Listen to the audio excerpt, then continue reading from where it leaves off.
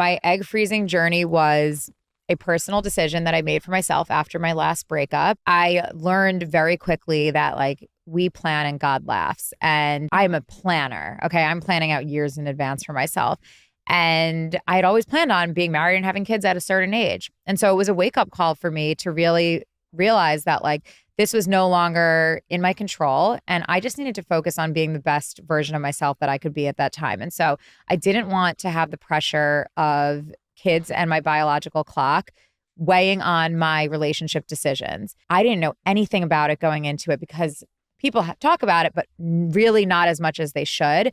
And so I wanted to share everything I was learning about the process, document my journey so that I could help teach other people and help normalize something that felt so hush hush for so long. I'm so happy I did it. I really am, because now I have that as I don't need to rush to make any decisions about my life partner. I don't need to feel the pressure. Even though I want to be a young mom, I do. Like I'd be lying if I said I didn't. All my friends have kids, or a lot of them do. But it's not going to affect my decision, and I'm not going to force anything or move life faster than it's supposed to because of that now. Did your followers respond well to you sharing? Yes, I think that because I didn't have a medical reason to do it, besides the fact that I'm 32 years old and, you know, your biological clock and all of that. Some people were like, well, you're very privileged that you're able to do this, which I fully acknowledged and was always very self-aware of, because it is an expensive process, right? You're like, oh, another thing. But I was very aware of that and very sympathetic towards it, that this was a choice I was making. It wasn't something I had to do. But 99% of people responded so well to it and were thankful that I shared, and they learned so much from it and encouraged. I actually froze my eggs alongside one of my best friends, Julia, and we shared like best friends freezing our eggs together. And so a lot of RMA, who's the facility I did it with Dr. Lucky, they told me that a lot of best friends are coming in together now and freezing their eggs at the same time and being that emotional support for each other. Here's the story about freezing your eggs in your 20s. I'm 25 years old and my egg freezing journey went viral 6 months ago. My main purpose was to have an insurance policy. Knowing I wanted kids in a decade from now and knowing the increased difficulty women are facing in their 30s worldwide, this was for my future self, the one who's always dreamt about being a mom. I think of life logically, and knowing the statistics on egg quality and supply later in our 30s, it made sense to freeze them in my 20s. It was a 14-day process with daily shots, blood work, ultrasounds. It was emotionally draining, but one of the best future self things I could have ever done. A weight feels like it's been lifted. I can focus on my dreams and goals for the next decade. The retrieval day was painful, but having a support system was essential. I never knew anyone online at my age and in similar circumstances that publicly shared their journey freezing their eggs, and so I decided to share as much evidence and research as possible to empower women to open up the dialogue around fertility and family planning. This is your life. Think as thoughtfully as you possibly can. You deserve to accomplish all of your dreams and be as strategic as you want.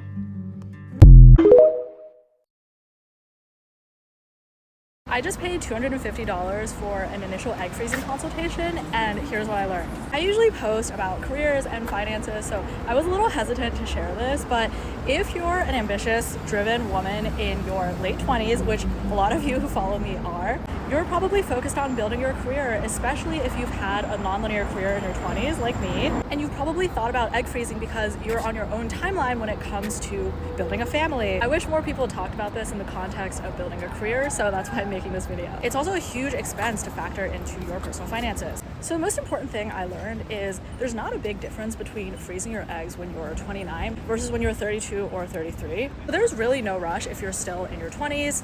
And the only reason why you would be in a rush to do it earlier is if you have a fertility benefit at work or if you're extremely risk averse. If you're wondering about the cost, what I learned is one round of egg freezing typically costs $10,000. Now keep in mind I'm in New York City, so I'm sure it varies. And you also have to pay for the medication separately, which costs anywhere from $3,000 to $5,000. The number of rounds of egg freezing you will need depends on how many eggs your body is likely to produce. So in my case, the doctor said I would probably only need one cycle, but some other people might need two. The egg storage is also extra. It's It's $1,000 or around that. So yes, the costs add up. And then the last thing, if you're just curious about how the process works, you would typically schedule an initial consultation. Yes, that's the $250, at least at the clinic I was at. At this consultation, they would figure out how many rounds you're likely to need, estimated cost, and then if you want to proceed, they'll typically do blood work and figure out when you want to schedule your actual round. It would typically be 2 weeks where you would, yes, give yourself shots, take the medication, and you also have to go into the clinic every few days for blood work and monitoring. So it's good to pick somewhere that's close to your house. I started the egg freezing process. I did some preliminary tests which showed that my egg count is really low, and I know a lot of women struggle with this. I had a ovarian surgery last January, and I knew that I have endometriosis and I had like a giant cyst on my ovary, and the doctors told me that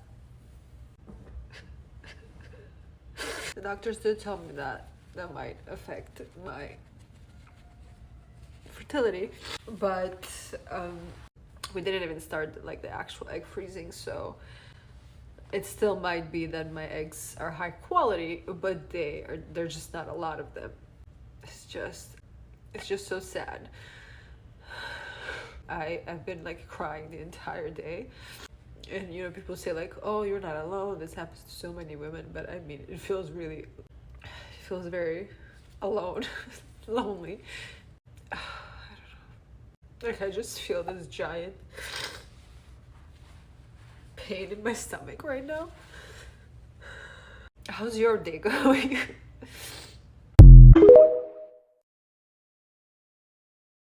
I'm going to tell you some life advice someone told me. It changed my life. I need to share it with you guys. Here it is. Freeze your eggs. Freeze your eggs as early as you possibly can. Do not wait till you're 35 to freeze your eggs.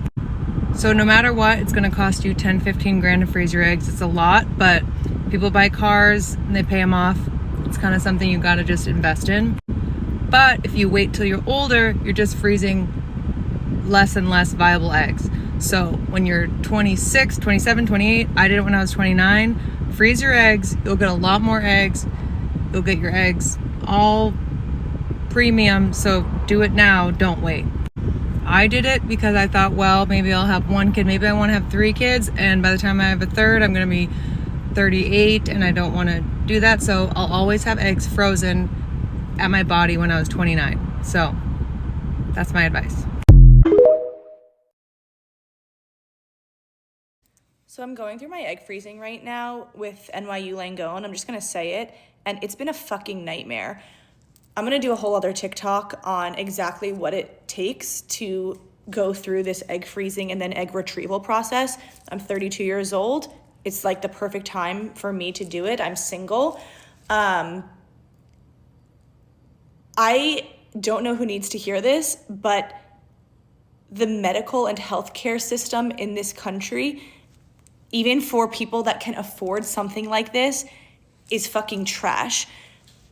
I feel like a chemist. I feel like I'm mixing different chemicals and medicines together and literally injecting them into my body.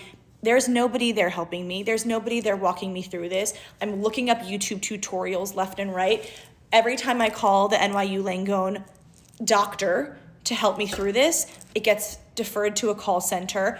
The doctor may or may not call me back for hours. If they do call me back, this literally happened last night. I called them at 6 p.m. because I had a question about this new medicine that I was supposed to introduce. No one calls me back. I called them again. Finally, I got an answer from a doctor. Oh, who are you? Oh, let me check your chart. All right, let me give you a call back. I promise I'll give you a call right back. She hangs up. It's 9 p.m. and I haven't heard from her still. I finally call back. I get to the call center. They tell me, oh, we'll put your name down and we'll shoot her a message, like the doctor on call. Again, actually 30 minutes go by. She calls me. There's kids screaming in the background. She completely forgot about me. I'm injecting myself with such intense medication, such intense hormones that are making me fucking crazy. And also that you're about to like extract out of my body in 3 days time, of course I'm going to have questions. Of course I'm going to need help. There's going to be questions on the fly that I'm going to call you about. And if you're not there readily available after $17,000 pretty much that I am paying out of pocket because my company doesn't cover it, it's like, I don't even understand how people that can't afford it or don't speak the language or that are less privileged than me are able to go through something like this. I do have resources. I have the internet. I have YouTube. I have people that have gone through this process before that I can call, luckily, if I need to. But like, what if people don't have this? It just makes me lose faith in like the entire system. And I don't think this should be an autonomous process. I'm gonna do a whole other TikTok on exactly what it looks like, just from like an injecting standpoint and how to call the pharmacy and what you do for orientation. But like, I consider myself someone with a high IQ and like who speaks the language. And I really don't know how other people do it if it's been this tough for me. So yeah, this process kind of sucks.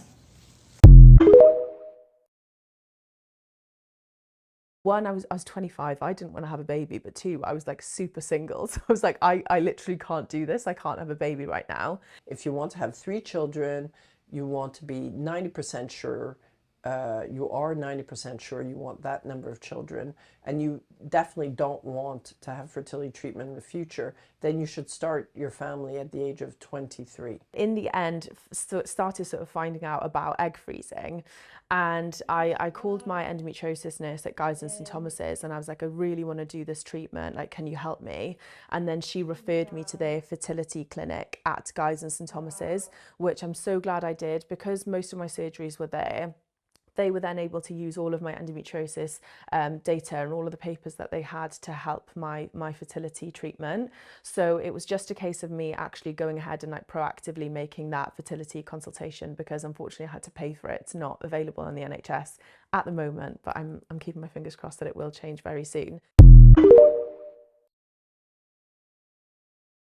I have frozen my eggs 5 times because at the age of 29, I found out that I had a very low ovarian reserve. I'm 32 now. I know more and more women are considering this as an option, so I wanted to share some of the things that I did that helped me get better results every time. Quick background, I did not have a period for like 15 years. I focused on building my blood. This was crucial in getting my cycle back and I believe enhancing my fertility and improving hormone imbalance. But blood building foods are typically foods that look like blood. So blueberries, beets, pomegranates, raspberries, strawberries, and then some exceptions to that are wheatgrass. I have a blood builder smoothie recipe going to be on my hormone supporting meal plan that I'm launching very soon. So if you want to be in the know about that, make sure you subscribe to my newsletter. I was on hormonal birth control for over 10 years. So step number 1 was coming off of that. Of course, consult your doctor first. And if you want to prevent pregnancy, make sure you're implementing some other strategies. So when I came off of birth control, the supplement inositol was a big help for me in getting my cycle back, regulating my cycle, and it's great for hormone support. It helps you sleep. Men and women can take it. I have one linked in my Amazon shop that is the proper ratio of myo-inositol and D-chiro-inositol. And I had to increase the nutrient density and the portions of my meals. So for me, I had to gain a couple of pounds. Increasing protein and increasing healthy fats were the main things. Make sure that you're getting high quality protein. For fats, I just started cooking with more generous amounts of olive oil and avocado oil, adding avocado, adding hemp seeds and flax seeds to my meals. I also started taking an omega supplement. So I use Omega Veil by Designs for Health. I believe it is one of the most high quality omegas. The final thing that I'm going to say is investing in testing your hormones is well worth it, because freezing your eggs is emotionally, physically, and financially draining. It is important to know what specific imbalances you may have. That way you can make adjustments accordingly. For example, I found out that my DHEA is through the roof, like in the thousands, and I was taking a DHEA because they tell you that that helps you for your fertility and your results with egg freezing. For me, that was the opposite of what I should have been doing, because that was making my testosterone go up. I did the Dutch test for my hormone testing. It is a little bit expensive, but like I said, it is well worth the investment. And then you can work with a professional to interpret the results and determine a path forward, maybe further supplementation that you'll need to balance those hormones.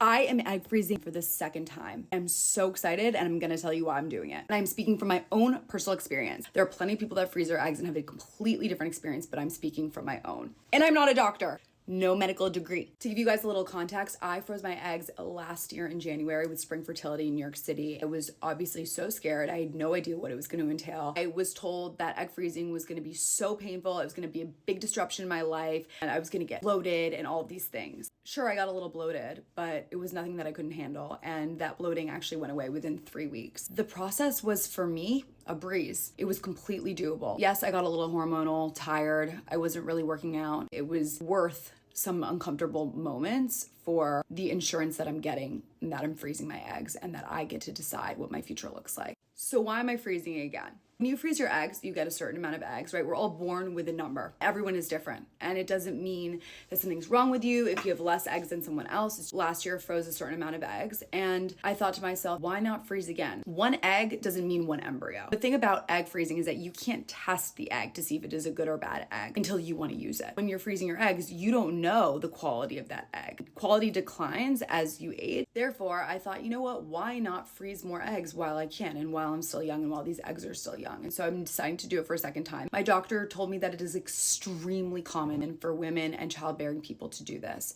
to freeze more than once. The thing that I thought was that it would be a total disruptor, that I wouldn't be able to live my life. And I think that that is something that is pushed to us so we don't do it. Because if all of us had an opportunity to freeze our eggs, the patriarchy would burn. Documenting my process, and I'm here to answer any questions, refer you to my doctor, because at the end of the day, I'm not a doctor. I'm just gonna speak from my own experience. Anyway, love you so much. Bye.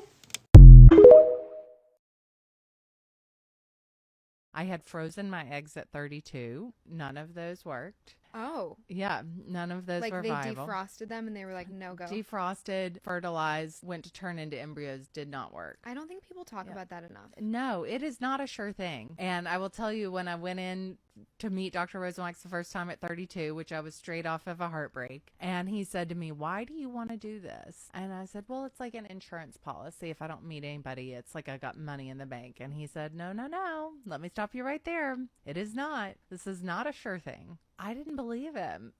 No, of course. You're like, but yeah. Anyway, let's get the eggs. Yeah. And I only got 5 on that first round. And he said to me, we should do another round right away. 5 is not enough for you to have. And I said, but I really want to go work out, and I'm bloated, and I just don't enjoy this. So I'll do it in a few months. I never went back and did it again. I didn't listen.